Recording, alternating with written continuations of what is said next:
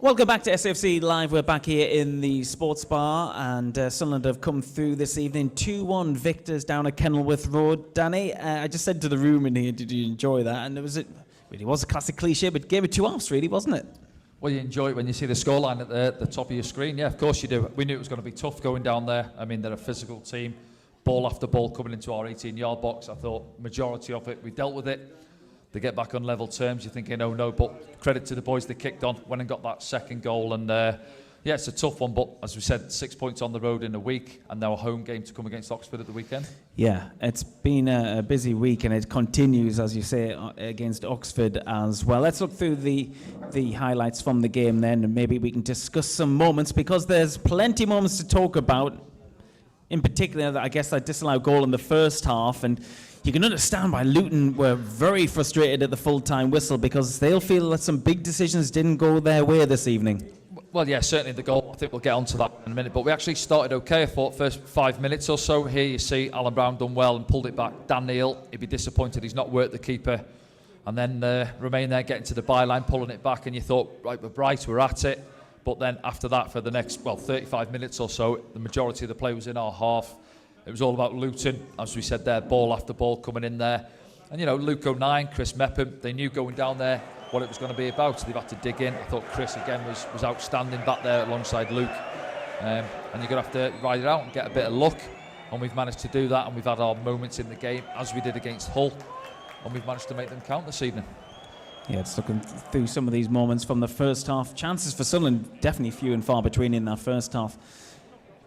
Yeah, I was going to say it's almost similar to what happens for the so-called goal, which was chalked off, wasn't it? But yeah, you know, it's coming in there, and they're a big side, as you see. Adebayo, Morris. It's always Morris around the back, and yeah, McGuinness coming up from the back. It's difficult because you try to go zonal with your main headers of the ball, and then you're relying on the so-called smaller lads to try and block their bigger lads. Don't allow them to get free, but it's difficult. You know, I've been there as a player when on both sides of it. When you can get free, it's great. But, you know, trying to mark someone, you're getting bumped off it, and all of a sudden they're free, you've lost your man, panic sets in. And here's the goal now, isn't it? Yeah, so listen, we're talking about Clark in the middle. If we pause it there. The number 18. He comes in. People are saying, oh, he's gone for the ball. Not for me. I think Morris has got contact on it. He's free at the far post. I think it should have stood. As we said there, we're delighted. We've got away with it, I think. Another good save there from Anthony Patterson. Yeah. He was... You know, arguably as man of the match as anyone, Anthony Patterson this evening. He was. Yeah, he had his moments. He was the pantomime villain. He was, you know, winding their fans up. But let's just have a look. Here's the goal now. So it's a bit of a loose ball situation where it's dropped to Alan Brown. He's actually had a bit of a heavy touch, I think, off his ankle, and it's dropped. And then we'll see it better on this one now. And there, got away from him. Chong tries to play it to his centre back. Loose pass into Chris Regan. This moment, you think the moment's gone? Opportunity's gone away, yeah, because he doesn't take it on his right foot. He wants to come back onto his left. You see it now. Here, you think as it pops into his path, allow it to run across him, but he doesn't. Chops back, but then he's got that good awareness of what's happening around him. Clark can't make the challenge. He's wrong side. Good touch out of his feet. Keeper comes flying out, and it's a lovely finish, isn't it? We've seen with Wilson's at the weekend that little dinked one over the keeper down at Hull, but then Chrissy here now just plays it underneath the keeper. Lovely finish, and look at him, delighted, and those Sunderland fans, a couple of thousand, I think, packed in behind the goal. And then we had 11 action-packed minutes because Chris Rigg scored in the 54th, and then Adebayo scores as well in the 63rd. So it was obviously a great moment in the game. All these bits of action, but in between that, Sunderland going close to Dennis Serkin. I thought we'd had a little spell there now. We worked it, then we give it another free kick away. And it doesn't matter on the pitch where you give it away against Luton. It's coming forward, whether it's halfway line, they're going to shell it into your box. And just as a look now, as the ball comes into the far post, I think the coaching staff will be angry about this one, really. Well, because it's Dan Neil. Two players. He's in a bit of a tussle with Morris. Again, it's out of shot on the right hand side. Can't see it there, but he just switches off. Dan, you see him there. He's rooted. He doesn't block him off. And, Doughty puts decent delivery in his first one. And then even though we've got 4-5 there, he plants it right between them all. And then Adebayo comes in at the far post. And now you're thinking, right, momentum switch now. It's back with Luton. They've got the goal. At that end of the goal there, the fans are packed in behind the goal. But massive credit to the boys. They sort of put it to the back of their minds and went back on the front foot. And here we go now. 2 minutes later, Chong. Chong's asking for a foul. He feels that I think it's both Job and Alan Brown. You see him there. He's asking, but trade times his challenge well. out to Remain on the touchline. They double up on him. Luke actually does well. He attracts a couple of the players. Clark, it's poor from him, the skipper. Just see it from this angle now. Well, see Chong there first up, overruns it. Trey times challenge, it really well. Yeah, good he times challenge. it well. He feels his shirt's being pulled, but not enough in it.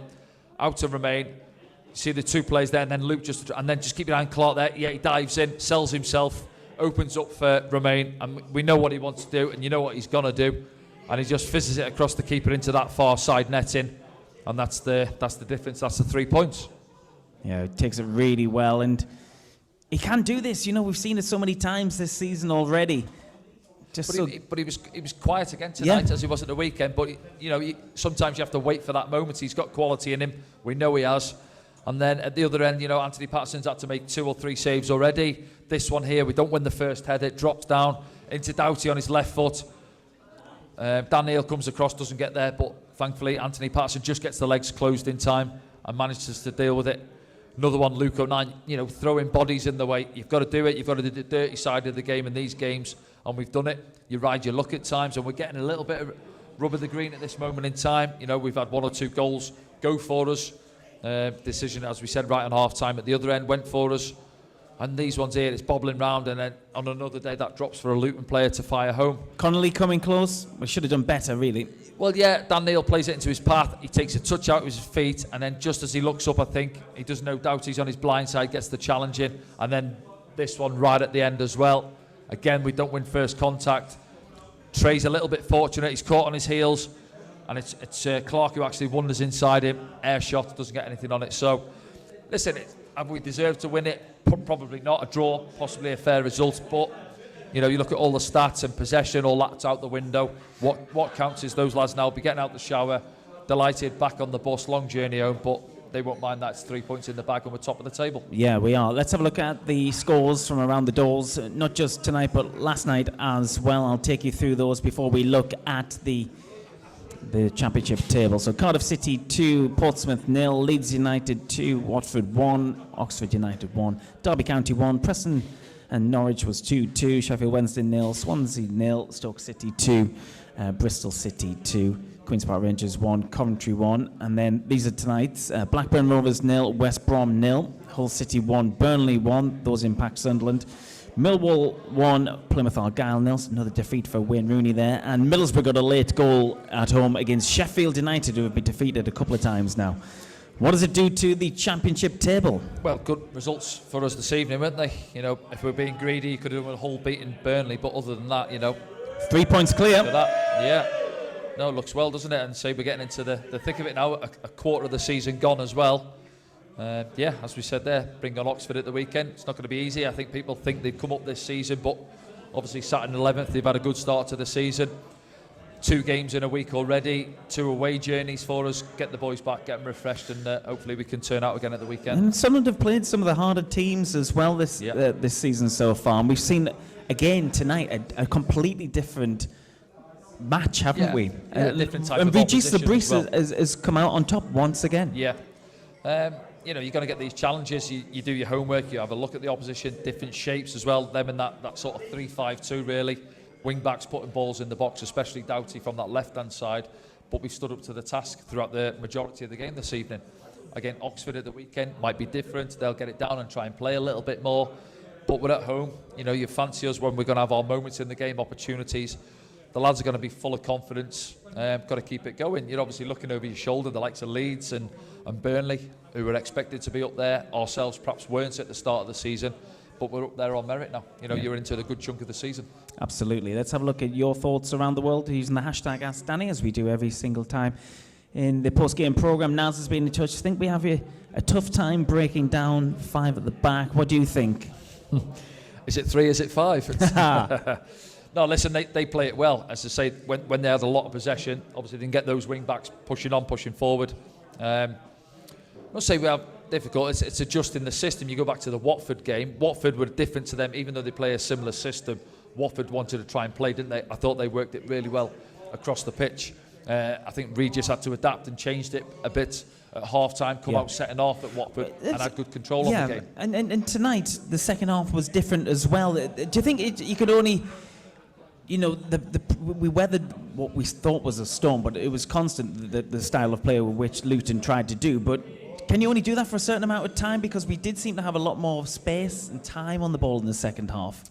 Tonight? Yeah. I think we had a good, say 15 minutes or so. I thought we worked harder off the ball to create the space. 10, 15 yards, the lads having to drop down. See Dennis doing it at times, Romain trying to lose their man to get in, just get half a yard, where Luton pressed us really well when we did win it back in the first half, but it's hard to do it for 90 minutes. Yeah. People are always talking now about high press and getting after teams, but players are only human. It's hard to do that for 90 minutes. You have to pick your moments. So we did have a little spell in the game and we capitalised. We got the goal when we managed to. A bit fortuitous, obviously, with Chong with a loose pass.